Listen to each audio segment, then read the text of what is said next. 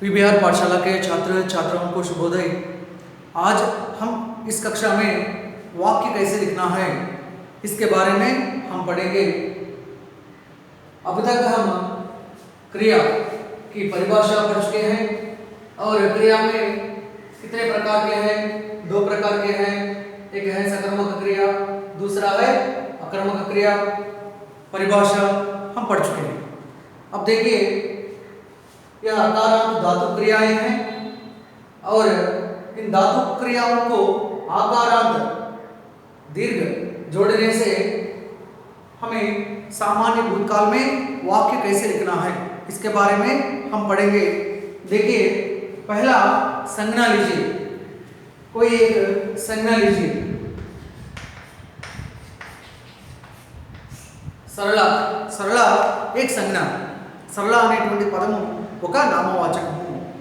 మరి సరళ పాఠము రాసింది, సరళ పాఠము రాసింది అనేటువంటి వాక్యాన్ని హిందీలో భూతకాలంలో రాసేటప్పుడు ఎలా రాయాలి? సరళ धातु क्रिया लिख, धातु क्रिया लिख दीर्घ जोड़ने से हमें लिखा बना है। क्या बना है? लिखा बना है।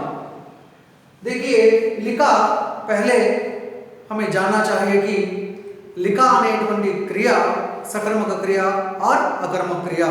దీనిని ముందు ఫైండ్ అవుట్ చేసుకోవాల్సినటువంటి అవసరం ఉంది। మరి లిఖా అనేటువంటిది సకర్మక క్రియనా లేదా అకర్మక క్రియనా? You have to ask question on verb लिखा। क्या लिखा, क्या लिखा, what लिखा। इस प्रकार అంటే ఏమి రాసెను అనేటువంటి ప్రశ్న అడిగినప్పుడు ఏదైనా చెప్పొచ్చు। కహాని రాసిందని చెప్పొచ్చు, లేకపోతే పాఠం రాసిందని చెప్పొచ్చు, ఏదో ఒకటి చెప్పొచ్చు। అంటే ఆబ్జెక్ట్ ఇస్ దేర్, కర్మ అనేటువంటిది ఉంది కాబట్టి లిఖా అనేటువంటిది సకర్మక క్రియ। మరి పాస్ట్ టెన్స్ లో రాయడానికి ముందుగా వెర్బ్ ట్రాన్సిటివ్ ఆర్ ఇంట్రాన్సిటివ్, సకర్మక అకర్మక తెలుసుకోవాలి।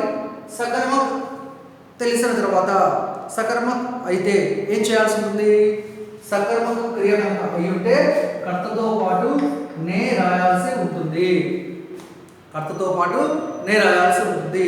సరళానే, మరి సరళ పాఠం రాసింది అన్నాం కదా, మరి సరళానే పాఠ్ పాఠ్। ఇప్పుడు క్రియ ఇక్కడ లిఖా ఉంది।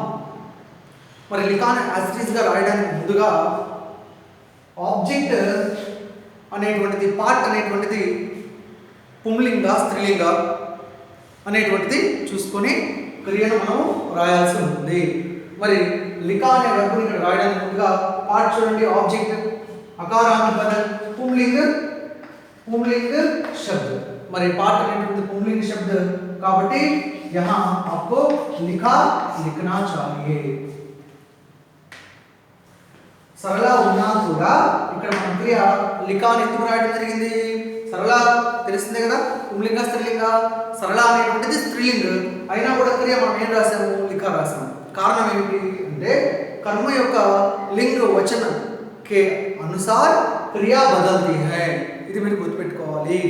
సరళ పాఠం రాసింది అని హిందీలో భూతకాలంలో మనం రాయాలి అనుకుంటే సరళానే పాఠ లిఖా అనేటువంటిది వ్యాకరణపరంగా రాయాల్సినటువంటి అవసరం ఉంటుంది। यहाँ देखिए, सरला कर्ता है, कर्ता के आधार पर क्रिया नहीं बदलती है, कर्म के आधार पर क्रिया बदलती है। మరి కర్తను బట్టి క్రియ మారదు, కర్మను బట్టి క్రియ మారుతుంది। ఎప్పుడు ఎప్పుడు ఎప్పుడు అంటే కర్తతో పాటు నే వచ్చినప్పుడు మాత్రమే, కర్తతో పాటు నే వచ్చినప్పుడు మాత్రమే క్రియ కర్మను బట్టి మారుతూ ఉంటుంది, కర్మ యొక్క లింగ వచనం బట్టి మారుతూ ఉంటుంది। యాద్ రఖనా చాహియే। మరి next another verb you see खेल। खेल అనేటువంటిది ఒక ధాతు క్రియ, దీర్ఘ जोड़ने से खेला बन गया है। మరి खेला అంటే ఏంటి? ఆడడం, ఆడుకోవడం। మరి ఇక్కడ ఆడడం అనేటువంటిది పాస్ట్ టెన్స్ కాబట్టి ఆడేశారు అన్నమాట। देखिए, రాముడు ఫుట్బాల్ ఆడాడు, రాముడు ఫుట్బాల్ ఆడాడు। మరి దీనిని ఇది పాస్ట్ టెన్స్ భూతకాలానికి చెందినటువంటి వాక్యం. దీనిని రాయాలి, సెంటెన్స్ రాయాలి. ఎలా రాస్తారు? రామ్ కర్త. ఇప్పుడు నెక్స్ట్ కంటిన్యూషన్ రాయాలి అని అంటే నే రాయాలా వద్దా, నే రాయాలా వద్దా అనేది చూసుకోవడానికి ముందుగా ఏం చేయాలి? మీరు ఇక్కడ ఉన్నటువంటి పాస్ట్ టెన్స్ వెర్బ్ ఖేలా అనేటువంటి పాస్ట్ టెన్స్ వెర్బ్ని ప్రశ్నించాలి. ఏమని ప్రశ్నించాలి? క్యా ఖేలా అని ప్రశ్నించండి. అలా ప్రశ్నించినప్పుడు ఏదైనా ఆబ్జెక్ట్, ఏదైనా సమాధానం మీకు వస్తూ ఉన్నట్లయితే అదే సకర్మక క్రియ అవుతుంది. సకర్మక క్రియ అయినట్లయితే కర్తతో పాటు నే రాయాల్సి ఉంటుంది. क्या खेला? क्रिकेट खेला, फुटबॉल खेला. इस प्रकार कुछ भी आंसर हम बोल सकते हैं. మరి ఏదో ఒక సమాధానం, ఏదో ఒక ఆబ్జెక్ట్ అనేటువంటిది మనకు అక్కడ లభిస్తుంది. కాబట్టి కేలా అనేటువంటిది సకర్మక క్రియ. మరి సకర్మక క్రియ అయినప్పుడు కర్తతో పాటు నే రాయాలి. రామ్ నే ఫుట్బాల్, రామ్ నే ఫుట్బాల్ खेला, రామ్ నే ఫుట్బాల్ ఖేలా. సరే, మరి ఫుట్బాల్ అనేది పుంలింగ్ లో తీసుకున్నాం కాబట్టి पुंलिंग కాబట్టి यहाँ हमें खेला लिखना चाहिए. ठीक है. और एक देखिए बैठ देखिए या चल देखिए, उठ देखिए. बैठ चल उठ. बैठ दीर्घ जोड़ने से बैठा, चल दीर्घ जोड़ने से चला, उठ दीर्घ जोड़ने से उठा. ఈ మూడు క్రియలు మీరు కనుక గమనిస్తే ఈ మూడు క్రియలు కూడా అకర్మక క్రియలు. ఎలా చెప్పాను అకర్మక క్రియలని? ప్రశ్నించండి. క్యా అనే ప్రశ్న మీరు అడిగినప్పుడు సమాధానం కనుక వస్తే సకర్మక క్రియ, సమాధానం రాకపోతే అకర్మక క్రియ. చలా, రామ్ రామ్ सड़क पर पैदल चला. राम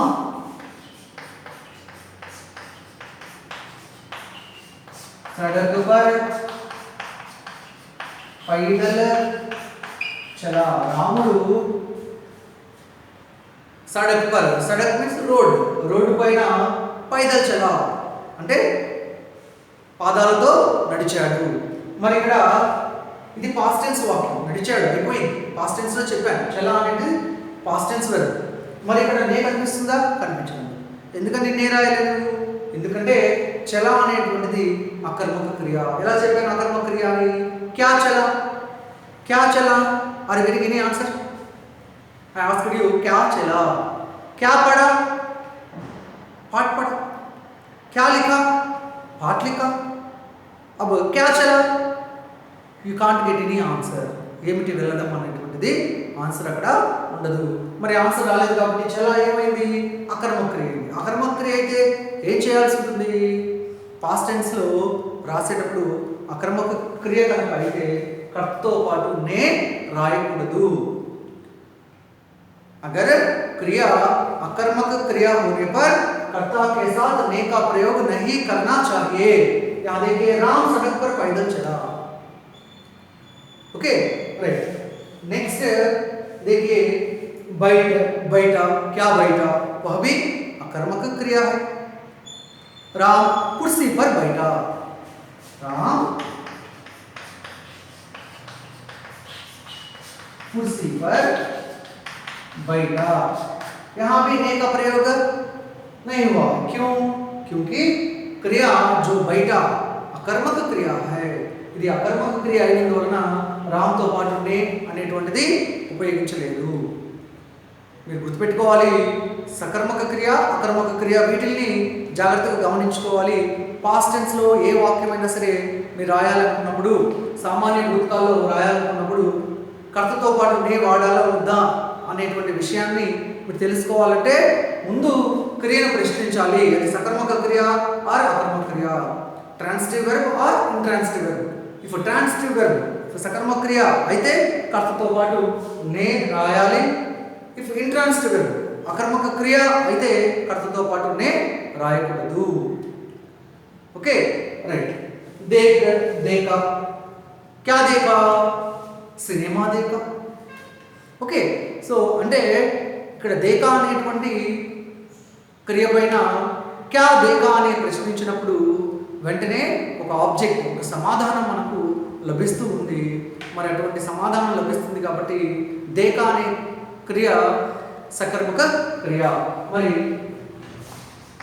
సకర్మక క్రియ అయితే కర్తతో పాటు ఏం రాయాలి? కర్తతో పాటు నే రాయాలి. సీతానే సినిమా దేకా. ఎందుకని సీత వచ్చినప్పటికీ కూడా చివరిలో దేకా అని ఎందుకు రాయడం జరిగింది? కారణం ఏంటి అంటే ఇక్కడ సీతతో పని లేదు. కారణం ఏంటి? వాక్యంలో నే ఉపయోగించడం జరిగింది. సినిమా అనేటువంటిది पुंलिंग शब्द కాబట్టి हमें क्रिया देका पुंलिंग में लिखना पड़ता है. ओके. और उसी प्रकार देखिए सुन. सुन అంటే ఏంటి? सुनना. सुन అంటే ఏంటి? सुना వినడం, లిజనింగ్. ఇక్కడ కూడా सुना అనేటువంటిది పాస్ట్ టెన్స్ వర్బ్. क्या सुना? गाना सुना. మరి నేను పాట విన్నాను. So we are reading one object that so सुना verb is a transitive verb. Okay, see गोपी ने गाना सुना. गोपी ने गाना सुना. మరి గోపి పాట విన్నాడు. గోపి బదులు సుజాత అన్ననుకో. సుజాత ने गाना सुना. దేర్ ఆల్సో గానా సునా ఉంది. వై? బికాస్ ఇక్కడ నే అర్థంతో పాటు నే ఉంది కాబట్టి క్రియ కర్మ యొక్క లింగ వచన పైన ఆధారపడి ఉంటుంది. లింగ వచన రెండు కూడా చూసుకోవాలి.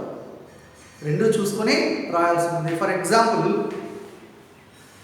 రాముడు పుస్తకాలు చదివాడు. Are able to understand? రాముడు పుస్తకాలు చదివాడు. సో ప్లూరల్ ఫామ్లో చెప్తున్నాను. సో చదివాడు అంటే ఆ వెర్బ్ ఏంటిది? పడ. చదివాడు అంటే పడ. ఇప్పుడు పడ వెర్బ్ తీసుకోవాలి. అది ట్రాన్సిటివ్ ఇంట్రాన్సిటివ్? ట్రాన్సిటివ్ అంటే సకర్మక క్రియ కాబట్టి కర్తతో పాటు నే రాయాలి కదా. ఓకే, देखिए రామ్ మరి సకర్మక క్రియ కాబట్టి కర్తతో పాటు ఏం రాయాలి? నే రాయాలి.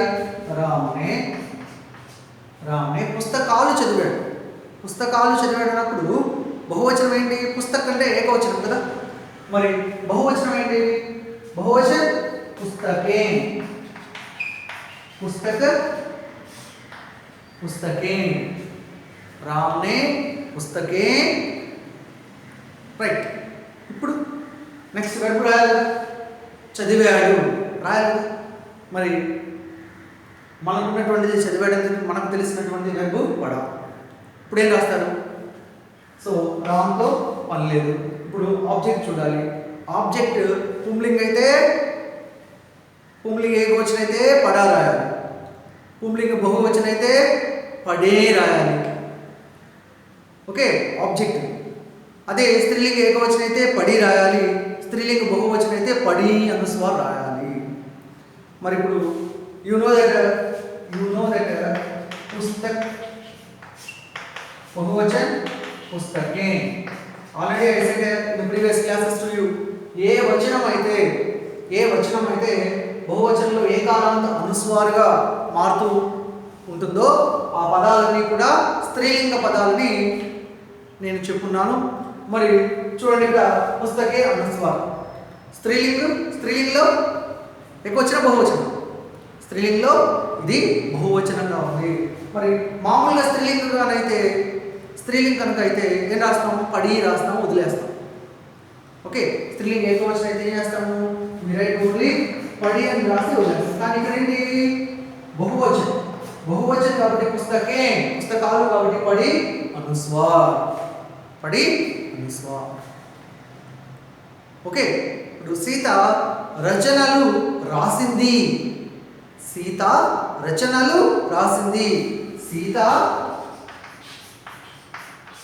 सीताने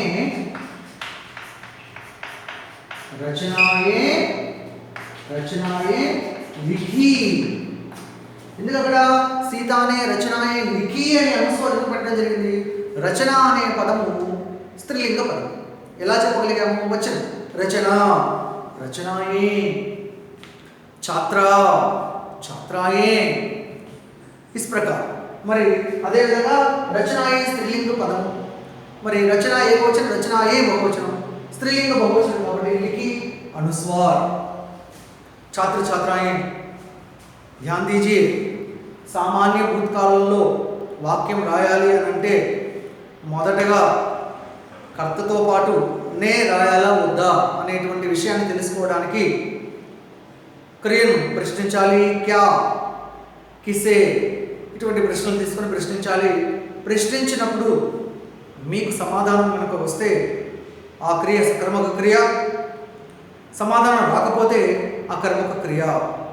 సకర్మక క్రియ అయినప్పుడు కర్తతో పాటు నే రాయడం. అదేవిధంగా క్రియను ఆబ్జెక్ట్ యొక్క లింగ వచనం, జెండర్, నంబర్ బేస్, దాన్ని బేస్ చేసుకొని క్రియను రాయడం చేయాలి. It's so simple, you can write. छात्र छात्राएं आप एक बार अपनी पुस्तक खोलकर उदाहरण, जो उदाहरण है सामान्य भूतकाल से संबंधित उदाहरण वाक्य हैं, अपनी पुस्तक में लिख लीजिए.